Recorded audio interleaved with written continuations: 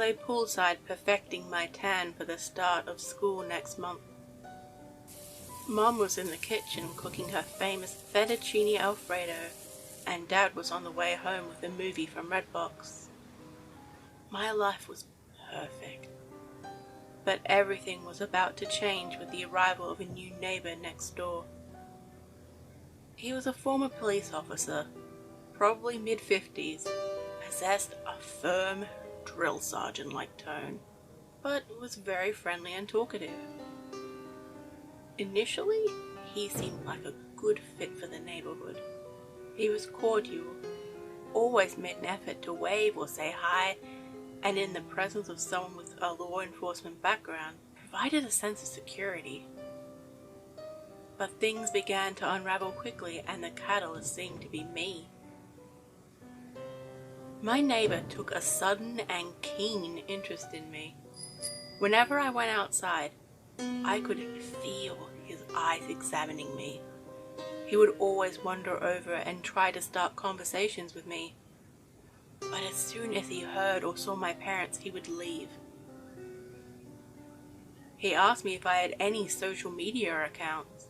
When I lied and said no, he asked if he could take a picture of me and proceeded to snap a pic before I could reply. I felt completely unnerved and frightened about his intentions for me. For all I knew, he could have been a murderer or a pedophile living a mere foot from our home. I knew I needed to delve deeper.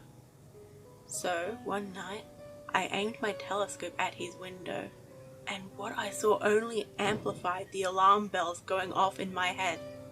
The man was fixated on the picture of me on his phone, and I could even see a small stack of photos on his nightstand. A young girl's image on top. My blood ran cold as this all but confirmed my fear. He must be a pedophile.